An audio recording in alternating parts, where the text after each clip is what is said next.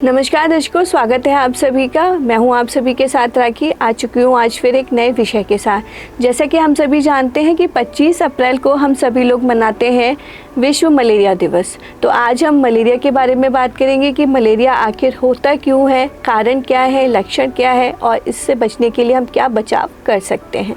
तो इस कड़ी में आज हमारे स्टूडियो में मौजूद एक खास मेहमान, उनका मैं परिचय करा देती हूँ। हमारे साथ मौजूद हैं आज डॉक्टर हिमालय सिंह, जो कि असिस्टेंट प्रोफेसर हैं community medicine SN medical college से। तो सर, आपका बहुत बहुत स्वागत। बहुत बहुत धन्यवाद पूरी ब्रजवाणी की टीम का और सभी आगरा वासियों को मेरा नमस्कार जी। तो डॉक्टर साहब, सबसे पहले तो हम मलेरिया के बारे में आपसे जानना चाहेंगे कि आखिर ये मलेरिया है क्या, इसको कैसे हम आसान भाषा में समझें।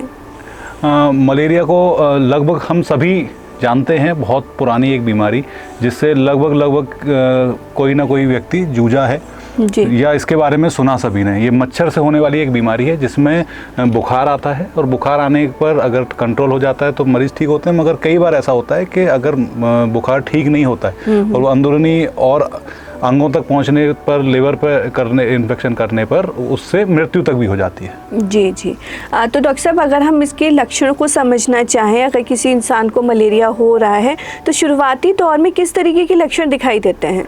मलेरिया के अंदर आमतौर पर बुखार के साथ में ठंड लगना। बुखार आमतौर पर शाम को इसका बुखार चढ़ता है और ठंड के साथ चढ़ता है, तो यही इसकी एक पहचान होती है। बाकी सीजन के हिसाब से, जैसे ही सीजन आता है, सीजन का मतलब जब भी बरसात या ऐसी जहाँ पर पानी का भराव हो, क्योंकि मच्छरों का पनपना पानी से संबंध रखता है, तो जैसे ही पानी का भराव जहाँ पर भी हो और साथ में कुछ लक्षण जो हमने अभी बात की कि बुखार आना या ठंड लगना या उसको कपकपी आना, अगर ये लक्षणों के साथ है तो फिर इसको हम मलेरिया की तरफ देख सकते हैं। जी।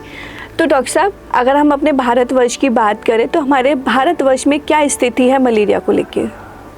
पूरे भारतवर्ष में अगर हम डेटा से कंपेयर करते हैं तो इंडिया के अंदर पिछले साल का अगर डेटा देखेंगे तो लगभग 28 लाख केसेस ऑल ओवर। अगर हम पूरे वर्ल्ड की बात करते हैं तो 28 लाख केसेस वर्ल्ड में हैं और जिसमें से 6 लाख मृत्यु पूरे वर्ल्ड में होती हैं हर साल में।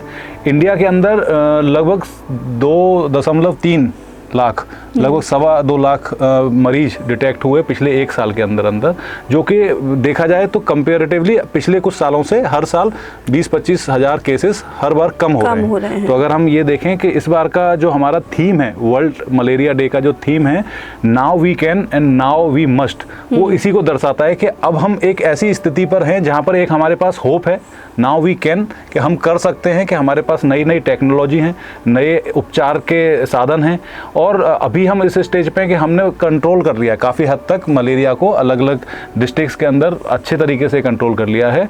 और अब हम जो प्रयास करेंगे वो बहुत ज़रूरी है, क्योंकि हम एकदम एंड स्टेज पर हैं। अगर हम इसको अच्छे से प्रयास करेंगे तो अगले कुछ समय में हम इसको ख़त्म कर सकते हैं, जो दर्शाता है नाउ वी मस्ट, कि अब हमें ये करना ही करना है। जी बिल्कुल। तो सर, अगर हम इसकी स्ट्रैटेजी की बात करें तो क्या स्ट्रैटेजी हम लेके चल रहे हैं थीम के साथ में, कि किस तरीके से हम मलेरिया को ख़त्म कर सकते हैं।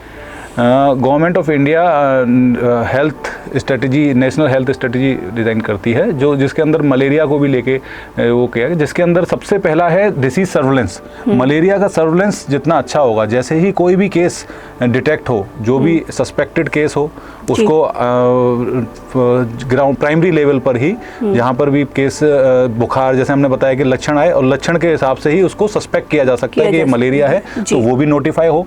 जैसे ही पेशेंट डॉक्टर के पास पहुंचा और डॉक्टर ने उसको क्लिनिकली कंफर्म कर लिया तो वो प्रिजम्पटिव केस ऑफ मलेरिया वो भी नोटिफाई होना चाहिए। और जैसे ही लैब में उसकी जांच होकर कंफर्म हो जाए तो कंफर्म केस ऑफ मलेरिया को भी हमें नोटिफाई करना होता है। IDSP एक प्रोग्राम है जिसके अंडर में इसको नोटिफाई किया जाता है।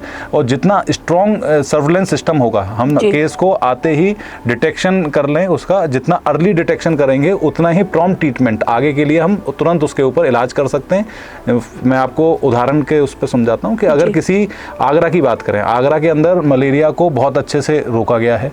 पिछले काफ़ी सालों से बहुत कम केसेस आते हैं। मैंने जो डेटा देखा अभी, तो पिछले 20 सालों में लगभग 600 के आसपास केस डिटेक्ट हुए, जिसमें से कोई मृत्यु आगरा में नहीं हुई। तो ये बहुत बड़ा अचीवमेंट है, जो हमारी आगे की जो हमारे हमारे स्लोगन की होप है तो वो कि वो उसको दर्शा रहा है कि हम इस लेवल पे आ गए हैं कि हम बिल्कुल इसको खत्म कर सकते हैं, जड़ से खत्म कर सकते हैं। तो इसमें जो सबसे बड़ा कारगर जो काम है वो यही है कि जहाँ पर भी मलेरिया के केस आगरा में डिटेक्ट हुए तो हमारे जो ANM जो फील्ड वर्कर हैं, कम्युनिटी वर्कर हैं, वो सर्विलेंस सिस्टम उनका इतना स्ट्रॉन्ग है कि वो तुरंत उसको डॉक्टर तक पहुँचाते हैं, नोटिफाई करते हैं, CSC लेवल पर वो नोटिफाई होते हैं।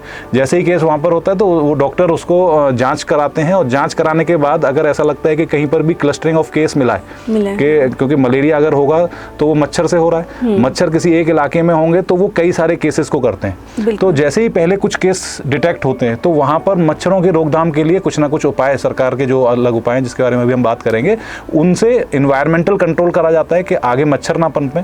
और जिन लोगों को इन्फेक्शन हुआ है वहाँ पर कैंप लगता है, कैंप के दौरान सारे मलेरिया केसेस को जल्दी डिटेक्ट कर लिया जाता है और उनको कॉम्प्लिकेशन आने से पहले ही पहले उनका ट्रीटमेंट करके वहाँ पर उसको खत्म कर दिया जाता है। तो सबसे बड़ी स्ट्रेटेजी इसके अंदर यही कि अच्छा स्ट्रॉन्ग सर्विलेंस है।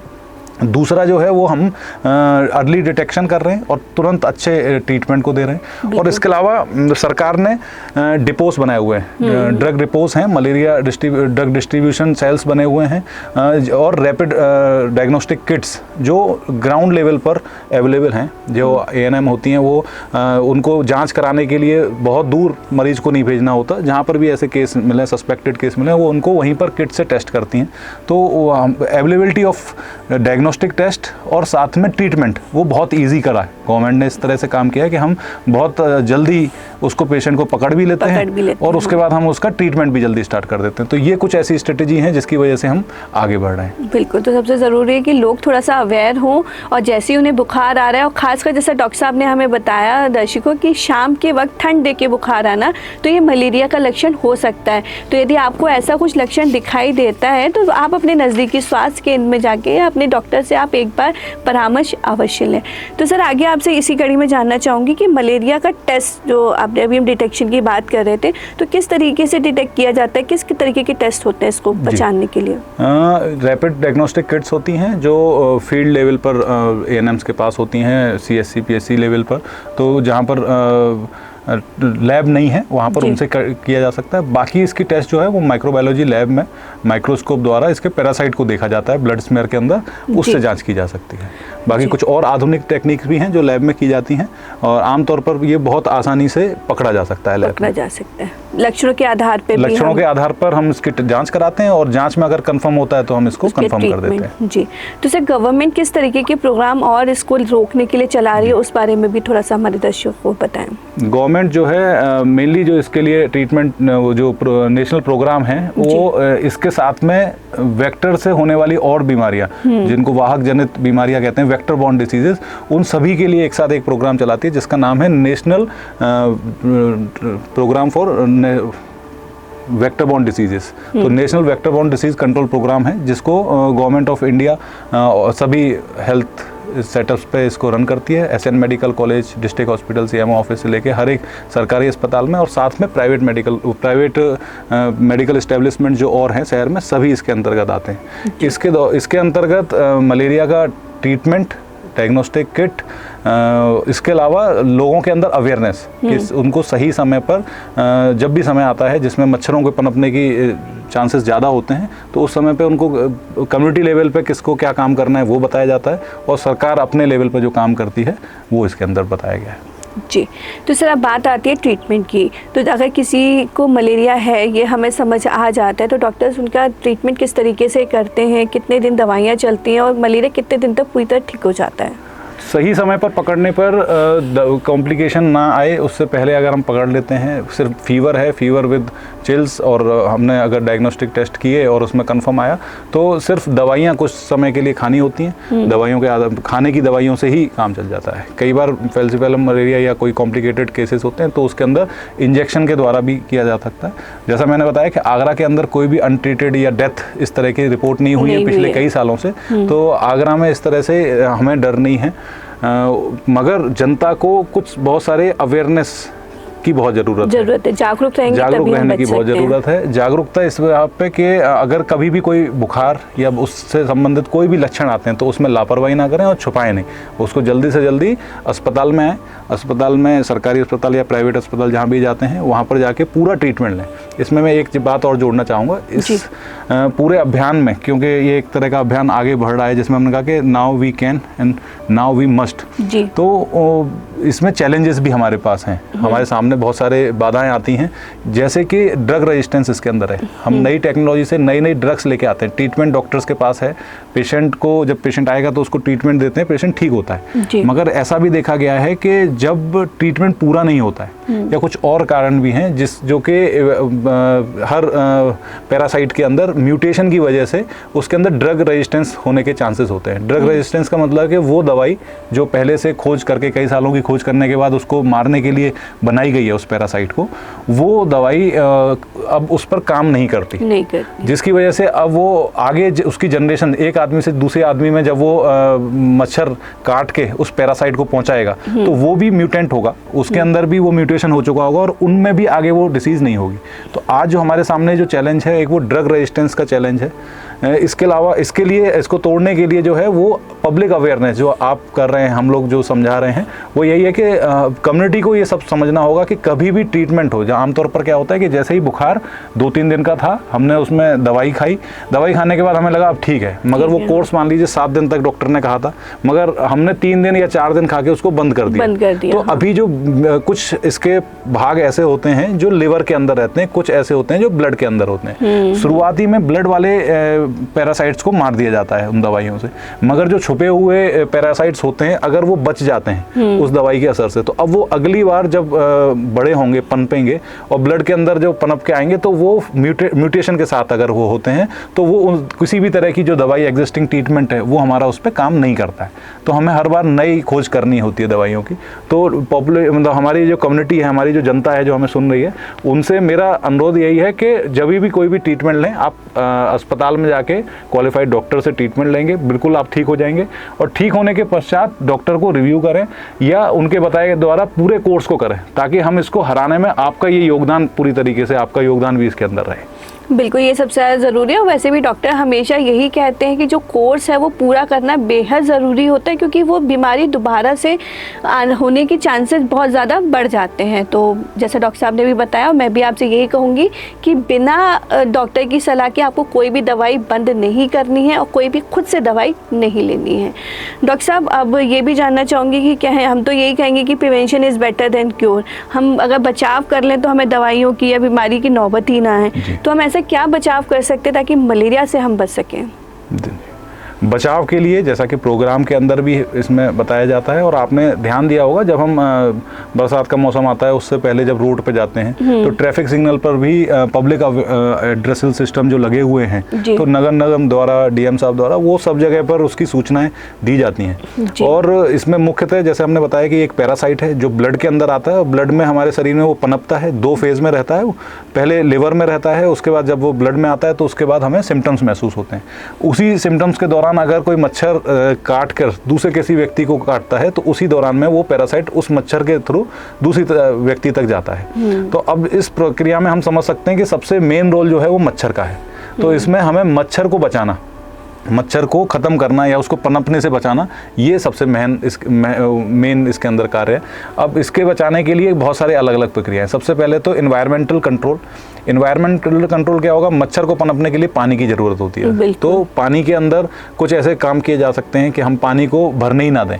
अगर कोई अननेसेसरी स्टोरेज कहीं पर भी हो रहा है तो हम कोशिश करें टायर या ट्यूब या कोई ड्रम या ऐसे कोई, आमतौर पर छत पर ऐसी चीज़ें पड़ी रहती हैं, कोकोनट सेल्स या ये सब चीज़ें, तो ये हम किसी भी तरह की चीज़ों को अपने आसपास अगर ऐसा है तो उसको सफाई रखें और उसमें पानी ना भरने दें। हमारे जो ड्रेनेज हैं, नाली हैं, या हमारा जो घर के बाहर स्टोरेज है कुछ पानी का, उसको भी हम कवर्ड रखें। जो हमारी ज़रूरी चीज़ें हैं अगर वो हमें रखना ही है तो उसको हमेशा कवर्ड रखें। तो ये तो हमें पानी को बचाव करने का हो गया। इसके अलावा कई बार ऐसा होता है कि ऐसे क्षेत्र हैं जहाँ पर पानी भरा रहता है और नेचुरल वाटर बॉडीज़ हैं, बड़े तालाब हैं, तो वहाँ पर कुछ गवर्नमेंट द्वारा, नगर निगम द्वारा कुछ बचाव किए जाते हैं, जिसमें कुछ केमिकल छिड़क कर कुछ नेचुरल ऑयल्स छिड़क कर उनके ऊपर एक लेयर बना दी जाती है जिसमें जो लार्वा हैं उनको मारा जा सकता है। इसके अलावा कुछ बायोलॉजिकल मेथड्स भी होते हैं जिसमें एक बहुत अच्छा वो है कि नेचुरल तरीका जिसमें गम्बूजिया फिश एक होती है, मछली होती है एक प्रकार की, वो लार्वा को मच्छरों के लार्वा को फीड करती है। बहुत पुराना और बहुत कारगर उपाय है जिसमें किसी भी तरह का कोई केमिकल या किसी भी तरह का कोई और हार्म नहीं होता। और उस तालाब में जैसे मान लीजिए कोई एक नेचुरल तालाब है, उससे पूरा गांव या कोई बड़ा क्षेत्र लेता है तो उसमें मछलियां वैसे भी रहती हैं, उसमें गम्बूजिया फिश को भी साथ में उसमें डाल दिया जाता है। वो धीरे धीरे सारे लार्वास को खाती है तो उसको मच्छर को बनने नहीं देती, वो लार्वल स्टेज में उसको ख़त्म कर लेती है जी। ये एक तरीका हो गया। इसके अलावा और जो तरीके होते हैं जो हम सब यूज़ करते हैं कि हम मच्छरदानी अपने घरों के बाहर जितनी भी खिड़कियां हैं उसमें हम नेट लगा के रखते हैं, जालियाँ लगा के रखते हैं। इसके अलावा हम एंटी वो जो कॉइल्स लगाते हैं यूजली, है ना। और फुल बाकी हम अगर बाहर देखें जब भी मच्छरों का मौसम होता है तो हमें ध्यान रखना है कि पूरी स्लीव्स के कपड़े पहने, बचें मच्छरों से। मॉस्किटो बाइट से बचना एक उपाय हो गया। तो लार्वल कंट्रोल हम एनवायरमेंटल या बायोलॉजिकल या केमिकल लेवल पर कर सकते हैं। और इसके साथ में बाकी और जो हमारा उपाय था जिसके अंदर हम मच्छर को काटने से बचाना, तो अपने आप को हम सुरक्षित रख सकते हैं कि मच्छर हमें ना काटे। तो इन सभी बचावों से मच्छरों का एक व्यक्ति से दूसरी व्यक्ति तक काटने की जो सिस्टम था जिसकी वजह से वो फैल रहा था उसको हम वहाँ पर ब्रेक कर सकते हैं, जिसकी वजह से इसका रोकथाम बहुत आसानी से किया जा सकता है। बिल्कुल, मतलब बचाव अगर हम कर लेंगे तो ये बीमारी होगी ही नहीं। तो दर्शकों, आपको ध्यान रखना है कि आपको कहीं भी अपने घर के आसपास या घर की छतों पर पानी इकट्ठा नहीं होने देना है। और साथ ही आप अपने आप को बचाने के लिए घर की खिड़कियों पे आप नेट का इस्तेमाल कर सकते हैं, मच्छरदानी का प्रयोग कर सकते हैं, और कुछ ऑइंटमेंट वगैरह आते हैं जैसे कि मच्छर काटते नहीं, उनका भी इस्तेमाल कर सकते हैं। इससे आप नेचुरल तरीके से बच सकेंगे मच्छरों से। मच्छर नहीं काटेंगे तो मलेरिया होगा भी नहीं। तो इन सब बातों का ध्यान रखेंगे तो आप बच सकते हैं। बहुत बहुत धन्यवाद डॉक्टर साहब हमारे साथ जुड़ने के लिए। मैं चाहूँगी कि अंत में हमारे दर्शकों को एक संदेश भी आप ज़रूर दें आज मलेरिया दिवस पे। जी, मैं सभी आगरा वासियों से यही कहूँगा कि मलेरिया एक ऐसी बीमारी है जिसको भारतवर्ष ने बहुत सालों से झेला है। और हम अब एक ऐसे स्टेज पर हैं, जैसा कि इस बार मलेरिया का जो थीम है, वर्ल्ड मलेरिया डे का जो थीम है, जिसमें वो एक होप भी हमें दिखाता है और एक अर्जेंसी भी दिखाता है कि हम कर सकते हैं। अब हमारे पास बहुत सारे उपाय हैं और साथ ही अब हमें करना बहुत ज़रूरी है, क्योंकि हम उस स्टेज पर आ चुके हैं जहां पर हम इस बीमारी को आगे कुछ समय में जड़ से हटा सकते हैं। तो सरकार इसके लिए बहुत अच्छे तरीके से काम कर रही है, डॉक्टर्स इसके लिए हैं, और आप सभी का योगदान अब तक बना रहा। आप सभी इसके बारे में अवेयर भी रहे हैं और आगे भी इस तरह की जागरूकता, एक दूसरे को सही जानकारी देनी है। मच्छरों से फैलने, पनपने से लेके उसको फैलने से लेके और ख़ुद को काटने तक बचाव करना है। और ट्रीटमेंट जो बीच में छूट जाता है जिसकी वजह से रेजिस्टेंस होता है, उसका भी ध्यान रखना है कि हमें डॉक्टर की सलाह के अनुसार पूरी तरीके से इलाज करना है। और उम्मीद है कि हम सभी जब इस तरीके से करेंगे तो आगामी कुछ वर्षों में हम मलेरिया को जड़ से ख़त्म कर सकेंगे। जी बिल्कुल, बहुत बहुत धन्यवाद सर। तो श्रोताओ, जानकारी ही किसी भी बीमारी से बचने का सबसे बड़ा उपाय है। इसके लिए कुछ नहीं जा रहा है, बस आपको जागरूक रहना है। तो जागरूक रहिए, सतर्क रहिए, स्वस्थ रहिए, मस्त रहिए। इसी के साथ आज के लिए बस इतना ही। फिर मिलूंगी आप सभी से ऐसी किसी नई जानकारी के साथ और किसी नए मेहमान के साथ। नमस्कार।